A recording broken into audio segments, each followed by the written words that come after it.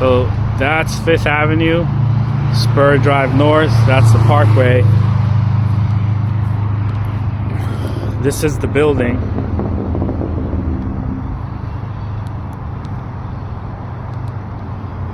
This is 5th Industrial Court. Our entrance is right here. This isn't our bay though. Our bay is on the other side.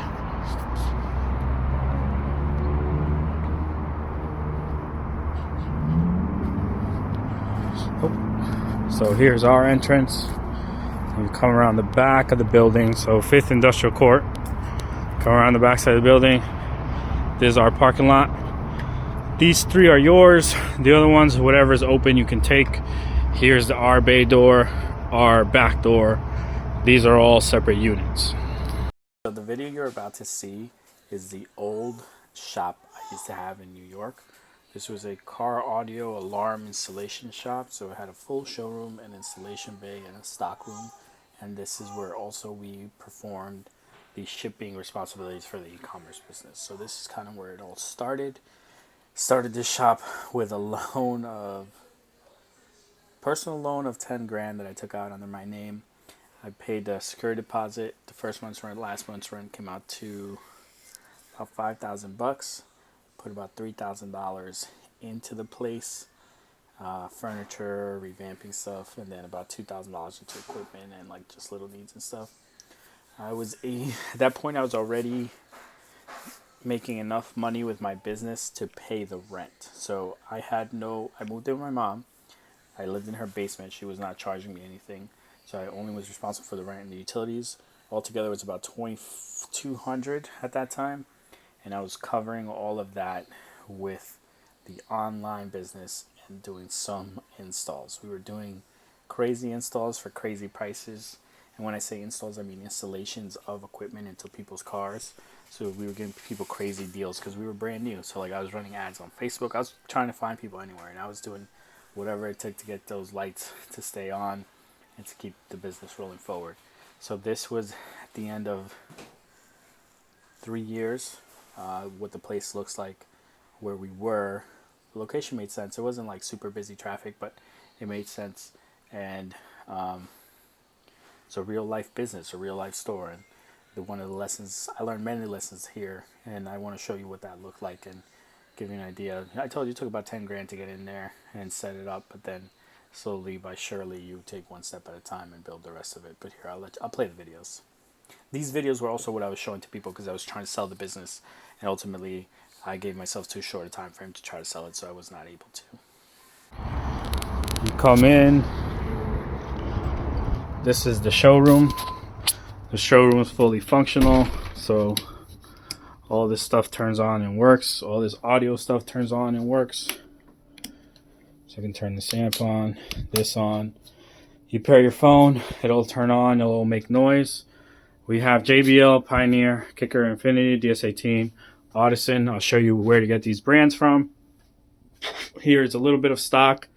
You see, we don't really have a ton right now. We're kind of, since we're moving out, I'm not buying new stuff. And then in here you get storage with your thing. And then some place for the customers to sit down. All this stock, this entire display with all those subs, this all right here, everything you see in the video is what you're paying for. This showroom is really everything. I also have lighting. Those lights turn on. So if you want to sell lighting. And then I have stuff on the ceiling for like covers and stuff, but it's rare people ask for those, but I do have the display. I have other displays back here. This is for about wiring. This is about sound treatment. This is about remote starts. And then obviously your working stuff. This is really the majority of what your investment is for. It's just a full functioning showroom. You could start selling day one. Then there is an office. All you're gonna get though is this desk. Everything else is getting out of here. And then in the back, so through this way is the garage. Back here You walk to the left, this is all caged off. So in line with that wall where your showroom is, it's all caged off. And this is the stock room. So in here, speakers, amps, etc., all that stuff. All this stuff though is coming with me. This stuff is not for sale. This would be over $50,000 worth of inventory is not for sale.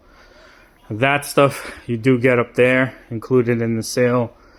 This TV, obviously with the camera system. This stuff you get. All my toolboxes come with me, so you get no toolboxes. This place will be completely empty. You can fit 4 cars in here very comfortably. If you're working on the cars though, I say you could fit 3 cars. 4 cars is going to be a little tight. If you need to store them though, you could store 4 cars. This, if you take this down, you could fit another car in there. It's up to you. Again, this is not for sale, not for sale, not for sale, all coming with me. The majority of what's for sale is the showroom, the stock in the showroom, and then that wall. If you want to do a deal without any stock, you could save yourself some money, but I'm trying to sell this all at once. Was the shop. I do miss that place. I moved on from that shop, moved to Florida, and currently I am working out of a storage unit / shared facility and my house. I want to buy a building and I want to buy a home. So my e-commerce business is running out of that hybrid location right now. It has caused some issues with some suppliers. I have to have scaled back on installs. I only do them mobile now. And I really focus on e-commerce, and part of what drives e-commerce traffic to my business is YouTube videos and YouTube marketing. So that's really what I focused on. And even though we moved and we lost the installation business revenue, since I focused so heavily on online business and getting content and all this stuff, the business still grew. So far it's a net positive. It is a different business to navigate because you don't have the store, you don't have customers coming in, you're dealing more with phone calls. So it's been an adjustment, but the reason for this video is so that you can understand that these businesses exist everywhere, and I'm no smarter than you are. You can set up a small business like this as well. The thing with small business is that you are essentially giving yourself a job that you're chained to until you can get to the part where the business can pay you and someone else. And then it has to pay you, someone else, and someone else. So you need to continue to grow your revenue and your profit to the point where you can manage the business and not work in the business. And that's a very clear distinction, and something that I want you to grasp right now, that you don't want to be a player on the team. You want to be the coach. You want to sit back, direct your players, let them do the work so that you can make better decisions and focus on high-level things that are going to better occupy your time and generate more money for your business. Because what will happen in a small business like the one you saw, the one I'm a part of now, is in my day-to-day, I'm stuck working in the business. And I am 8 hours, 9 hours of my day in the business, meaning I have to fulfill orders, I have to do customer service, I have to answer emails, whatever it takes. Then later at night, I have to then get out of working in the business mode and figure out, okay, what campaigns, what content, what videos, what cars do I want to focus on to grow my business, to get more audience, to get a bigger audience, to reach more people so that I can increase my revenue, so I can eventually hire someone so that I can give them the shipping or the customer service, etc., etc. Back in New York, I had a full-time employee. He helped me with the shipping, so I was focused on customer service that was coming into the store, which I realized kind of turned out to be a waste of time.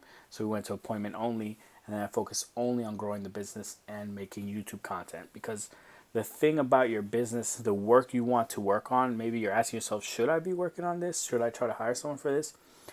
The work that you want to work on should continue to generate revenue after you worked on it. So that's why advertising is usually a role that you take on very early, because you write one really good ad or you make one really good piece of content and it continues to bring you revenue. But when you do a really good installation, you do a really good haircut, or you do a really good nail job, or you clean that car really good, you clean that home really good. Yeah, there's word of mouth, but that one transaction, that one act you did goes to one person, and they might tell 2 or 3 people. But that's not something that's either going to compound or continue to deliver for you. When you make a piece of content, when you make a guide, when you make a video on how to clean something, or you focus on something that's going to repeat time and time again, like maybe you work on documentation for your business on how to clean something, so you don't have to train every employee to clean something the right way. They can follow your video guide or your written guide, etc.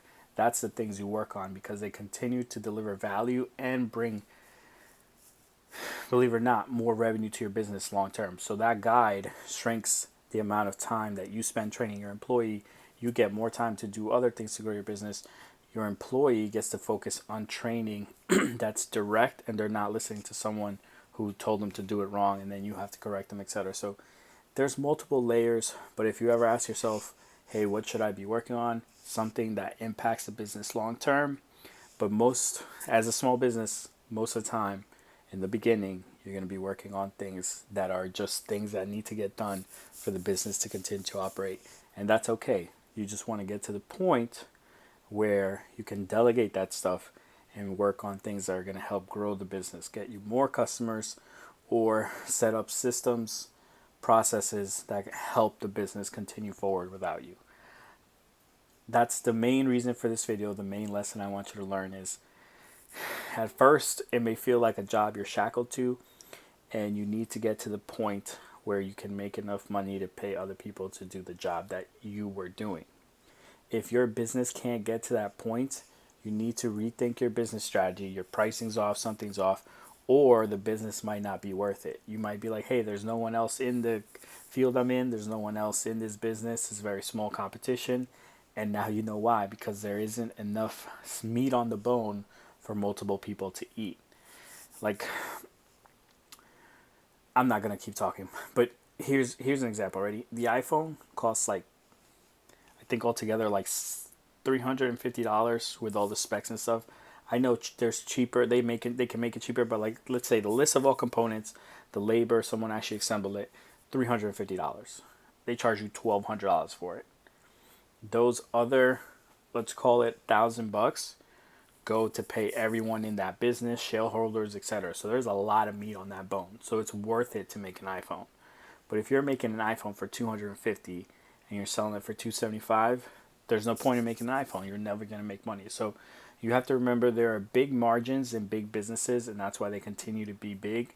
So if your business has small margins and there's no way to increase them, it may not be a viable business to pursue. And that's something, even though you may be passionate about, you need to understand up front, or this might be the wake-up call, like, damn, this might not be the right business. Doesn't make you a bad entrepreneur. It's just you didn't know.